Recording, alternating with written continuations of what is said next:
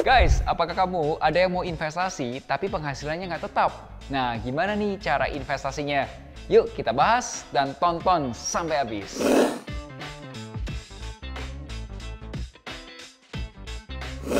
Hai guys, ketemu lagi nih bersama Melvin Mumpuni. Biasanya nih aku sharing strategi merencanakan keuangan, investasi, itu untuk teman-teman yang penghasilannya tetap, seperti karyawan. Nah, sebagai wujud terima kasih buat teman-teman juga, ini ada freelance, atau agent insurance, atau agent properti, atau mungkin juga pekerja mandiri, dokter, notaris, dan lain sebagainya, yang udah subscribe dan nyalain notifikasi YouTube channel Finansialku. Kali ini kita akan bahas topik buat kamu nih, cara investasi tapi penghasilannya tak tetap. Kita bahas dalam 3 bagian. Yang pertama, start dulu nih dari tujuan investasi kamu apa? Mau ningkatin modal atau mau dapat income? Yang kedua, strateginya mix. Gimana cara main mixnya? Dan yang ketiga, cara mengoptimalkan investasi kamu. Kalau kamu suka dengan topik kali ini, boleh dikasih like-nya dulu supaya aku makin semangat. Yuk, langsung aja kita bahas.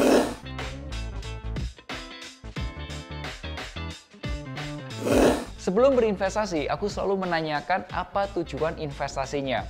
Mungkin, apakah ada tujuan untuk beli rumah, menyiapkan biaya pendidikan anak, atau mungkin juga tambahan penghasilan bulanan. Kok Melvin, kenapa mulai dari tujuan investasi, bukan dari profil risiko? Pertanyaan bagus, Minko. Sebagai perencana keuangan, itu aku akan selalu fokus pada kebutuhan klien. Istilahnya itu adalah client first. Nah, menurutku ya, bisa jadi teman-teman beda pendapat. Beda tujuan investasi, itu maka beda strateginya, beda pilihan produknya. Jadi jangan nanya profil risikonya dulu, jangan ngomongin profil risiko, tapi ngobrolin apa tujuannya. Kamu masih ingat nggak dengan segitiga investasi yang ini? Kalau kamu mau fokus pada kenaikan modal, saranku fokus aja di capital gain. Di situ ada produk saham, reksadana, produk dana pensiun lembaga keuangan atau DPLK dan ETF, Exchange Traded Fund. Nah, kalau kamu butuh tambahan pemasukan, kamu bisa aja tuh fokus ke cash flow. Coba lihat gambarnya, di situ ada dividen saham. Biasanya dibagi mungkin sampai 2 kali dalam setahun, ya kan? Ada produk equity crowdfunding, peer-to-peer lending, securities crowdfunding, dan itu biasanya beragam. Ada yang baginya bulanan, ada yang per akhir kontrak.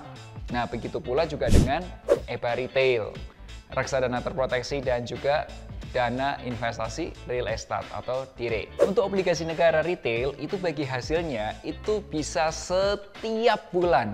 Untuk seri fixed rate baru per 6 bulan. Terakhir, apapun pilihan produknya, mau yang capital gain atau mau yang cash flow, jangan lupa nih, tetap punya yang namanya likuiditas. Kamu boleh screenshot videonya, coba di screenshot aja. Boleh share segitiganya juga, supaya lebih banyak orang yang paham dengan investasi. Nah, strategi investasinya itu aku sebut istilahnya diversification atau kita mix, kita gabungin. Nah, gimana cara mainnya? Ini dia, strategi mix.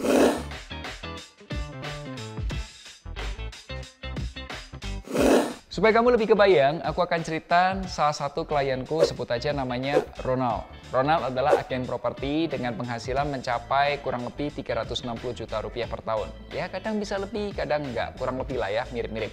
Nah, Ronald ini bisa jual kurang lebih 20-25 properti setiap tahunnya. Ya, rata-rata harga propertinya sekitar 1,2 sampai 3 miliar rupiah.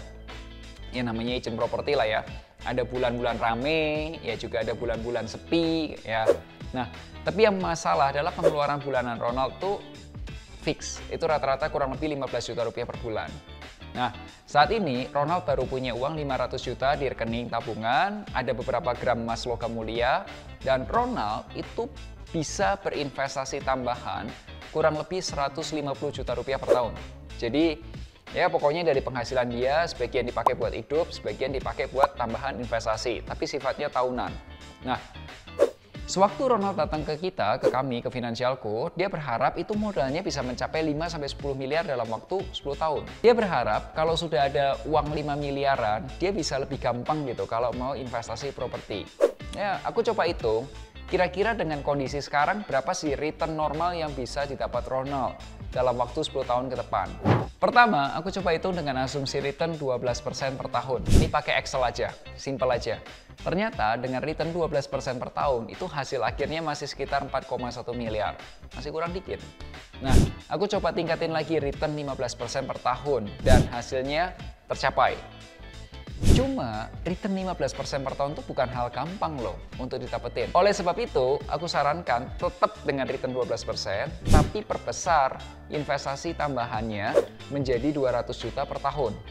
Yang tadinya 150 juta naikin ke 200 juta per tahun. Salah satu keuntungan orang-orang yang berprofesi sebagai agen properti atau mungkin teman-teman yang kerjanya kayak di freelance dan lain sebagainya itu adalah penghasilan teman-teman itu bergantung pada kerja keras dan kerja tim.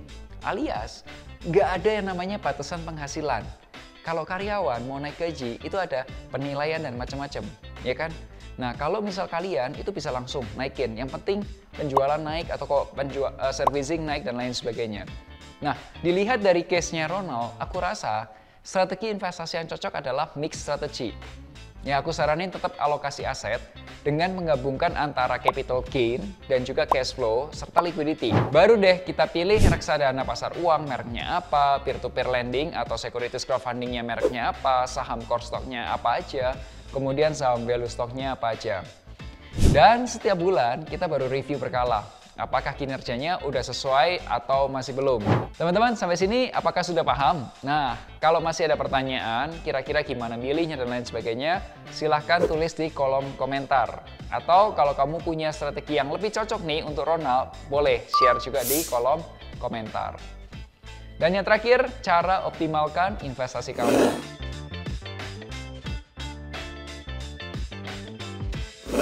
Menurutku, cara mengoptimalkan investasi adalah dengan melakukan diversifikasi investasi. Supaya apa? Satu, returnnya diperbesar, dan kedua, risikonya dikurangi.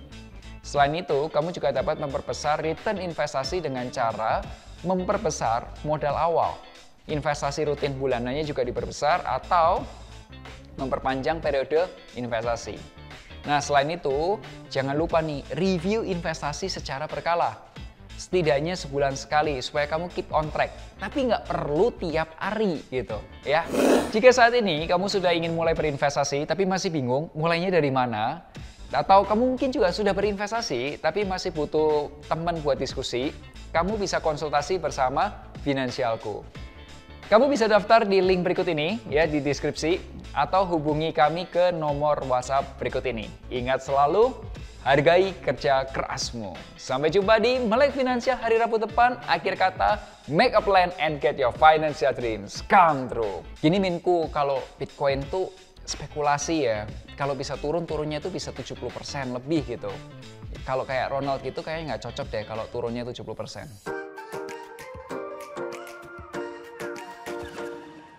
Wujudkan